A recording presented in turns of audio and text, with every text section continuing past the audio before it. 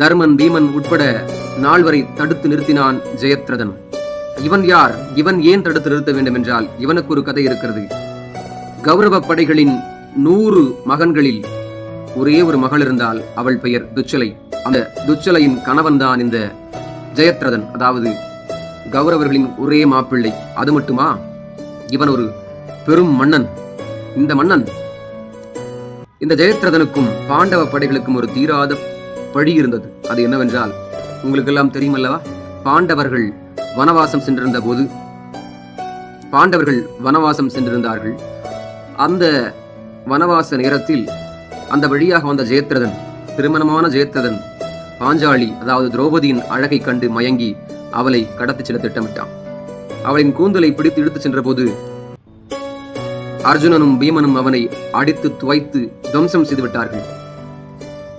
அப்பொழுது தர்மர் கூறினார், என்னவாக இருந்தாலும் அவன் நமது தங்கையின் கணவன் அல்லவா, அதனால் அவனை விட்டுவிடுங்கள் என்றாள். திரௌபதி சொன்னால், ஒரு நெருப்பு சிறிய பொறியாக இருக்கும் போதே அதை அணைத்து விட வேண்டும், இல்லையென்றால் அது பெரும் காட்டையை அழித்துவிடும் என்றார். ஆனாலும் ஜெயத்ரதனை அப்போது அவர்கள் விட்டுவிட்டார்கள். ஜெயத்ரதனின் படையில் இருந்த சிலர் இதை கவனித்துக் கொண்டிருந்தார்கள். அதனால் அவமானம் தாங்க முடியாதவன் நாட்டை விட்டே புறப்பட்டு கடும் தவம் செய்தான், நெடும் தூரம் சென்றான். அப்பொழுது சிவபெருமானிடம் ஒரு வரம் வேண்டினான். அது என்னவென்றால், எனது வாழ்நாளில் நான் ஒரு நாள் மட்டும் எவராலும் தோற்கடிக்கப்படவே கூடாது என்று, அந்த நாளை நான் தீர்மானிப்பேன் என்று வரத்தை வாங்கிவிட்டு அவன் தன்னுடைய நாட்டிற்கு சென்றான்.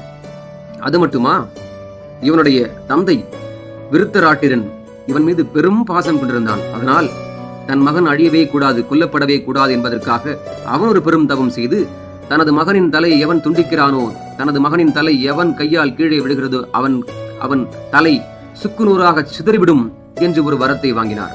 இதனால் இத்தகைய 2 பெரும் ஒரு வரமோ சாபமோ பெற்றிருந்த ஜெயத்ரதனை யார் தாக்குவார்கள், யார் அழிப்பார்கள், யார் முன் செல்வார்கள்? அன்று அவனை யாராலுமே தோற்கடிக்க முடியவில்லை. அதாவது அபிமன்யு மட்டும்தான் அந்த சக்கரவியூகத்தின் 3வது சுற்றுக்குள்ளே சென்றான். அந்த